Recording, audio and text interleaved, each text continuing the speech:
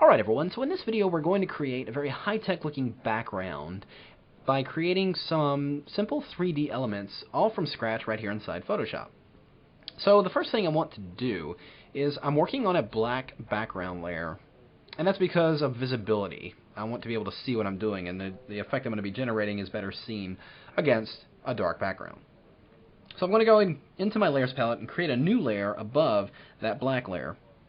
I'm going to go over here to my toolbar and select the elliptical marquee tool, which is this rounded one here. And right up to the left side here, I'm going to hold down my Option and Shift key, which would be Alt-Shift on the PC. And I'm just going to draw a small circular selection right about like that. Now I'm going to go over here and get my gradient tool, and click on that once, and I'm also going to click in the gradient preview up here, and it will give me my gradient editor. And we'll go down here and select this gradient right here. And I'm not selecting it for its color, but its range of tones here. Now, certainly I could create this from scratch, but why not go ahead and use this since it's already created, and I'll just remove the color information. So I'll just hit OK. And inside that selection, I'm going to hold down my Shift key and draw from the top of that circle to the very bottom of it, just like that. So there it is, filled in that selection. And like I said, I don't need the color, so I'm going to go ahead and press Shift Command U, or Shift Control U. That will remove the color information. Now let's deselect. I'm going to darken that up a little bit by bringing up my levels. Press Command L. I'm just going to push this dark slider over that, give me a little bit of shadow in there, or a little bit more contrast in there, as it were. And I'll just hit OK.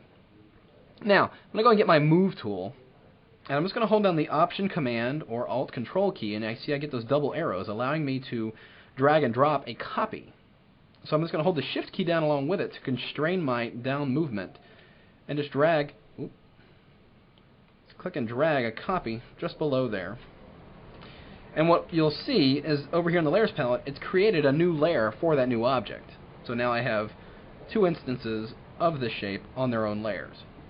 And I'm going to do it again a third time and again a fourth time. So now I have four shapes all on their own individual layers. I'm going to go to my Paths palette, and here I've drawn the paths that I'm going to use. And what I need to do here is actually just kind of maneuver these. I want the endpoint of this path to be dead center of that circle for each one. So I'm going to position each one of these paths in place. And I need to go ahead and draw my fourth path in here. And let's get my Path tool, and I'm just going to click a point right in the center there. And we'll just kind of draw a shape out here. And just go right off the edge of the document there. So now I've got all my paths in place. These paths are going to be used to generate the next effect we're about to do, which is, I'm going to go over here to the Smudge tool, which is located where the Blur and Sharpen tool are. We have the Smudge tool right here. Now I'm going to go and turn off these paths for now. If you go into Paths palette, which is grouped with your layers, you can click in that open area and it will deactivate the paths. So going back into the layers, I want to select that top layer here. So I'm just going to command click directly on it, and it will activate that layer. I'm going to get that Smudge tool. I'm going to go up here where my options are. I'm going to leave mode to normal, and I want to set the strength to 100%. I want it to affect this all the way. And my brush size, I'm keeping it just a little bit smaller than the shape itself. Here I have it set to 60. And here's another important thing. It needs to be a hard edge brush. So if it's not a hard edge and it's soft, simply hold down the Shift key and press your right bracket key until it gets a nice hard edge. Now, with all those settings set on my Smudge tool, if I just click inside here and drag, you'll kind of see the effect I'm going to be going for. And that works pretty good. So let's go back to the Paths palette. And since I'm on this particular layer, in fact, I'm going to drag the Paths palette out here so I can see the Layers palette and the paths at the same time. So in that Paths palette, I'm going to take the Path Select tool and select that first path. I'm going to go to the submenu here and go to Stroke Subpath. And we want to make sure that we've got all these tools that we can select from here. I want to make sure that the Smudge tool is selected. Now let's go ahead and leave Simulate Pressure on, and then I'll hit OK and watch what happens. It will take that Smudge tool and draw that effect along that path. And look at the result. I'm getting what looks like a seemingly three-dimensional tube here. Pretty interesting effect. Let's go ahead and do that to the rest of them. Let's go in here, select this path.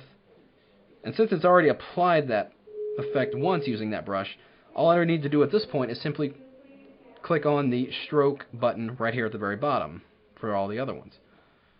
But you got to make sure you're on the right layer. Let's go back to our layers palette and activate that next layer, which is that one, of course.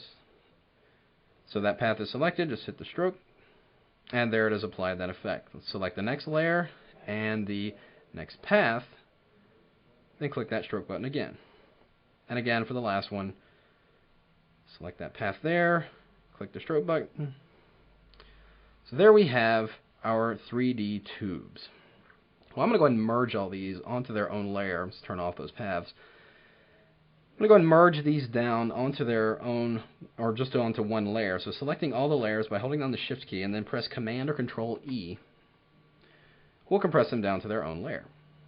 Now, a little bit of white edging here is going on. I want to kind of get rid of that. So I'm going to go under the layer menu down to matting to defringe. And let's enter about 10 pixels just so it takes care of all that. And you'll see those edges completely go away. So now we have nice smooth tubing going on here. And look at that. It looks like it's a nice three-dimensional effect. So now I'm going to drag in a really cool background that I have on this other image in here. Let's drag that on there and drag it beneath my tube effect. Now we're going to distort this tube effect. So selecting that layer, bring up the free transform by pressing Command or Control T. Then I'm going to bring up the submenu by holding down my Control key or right-clicking directly on that object and go and select Distort. And I'm just going to grab each one of these corner handles and distort this shape and give it a great deal of perspective. Let's make this end really blow out there. And bring that in there just like that. And then I'll press Enter. So now we see we've got a pretty cool perspective along with our 3D tubes. Zoom in a little bit here. Now I'm simply going to change the blending mode of this layer to hard light. Then I'm going to duplicate that layer and change its blending mode to overlay. So it's kind of a more subtle effect in there. But I'm going to do one more thing to this overlay layer. I'm going to go under the filter menu and go down to Artistic Plastic Wrap.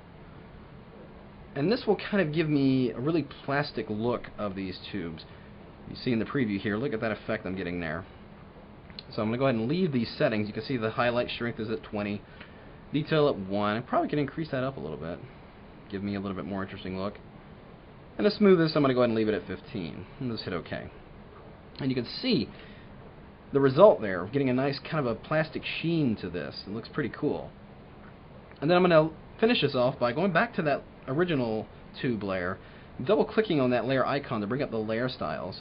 Or I can simply go into the effects menu here and we're going to apply an outer glow. And when we get out of that default yellow, let's go over here and select white. And hit OK. I'm going to change the blending mode of this layer style to overlay. And I'm going to increase that size up a little bit. And you can see that effect that we're getting there. So it's interacting with that background and give me a nice variation. And then hit OK. And that pretty much is it. If I go over here and drop some text in, dimension,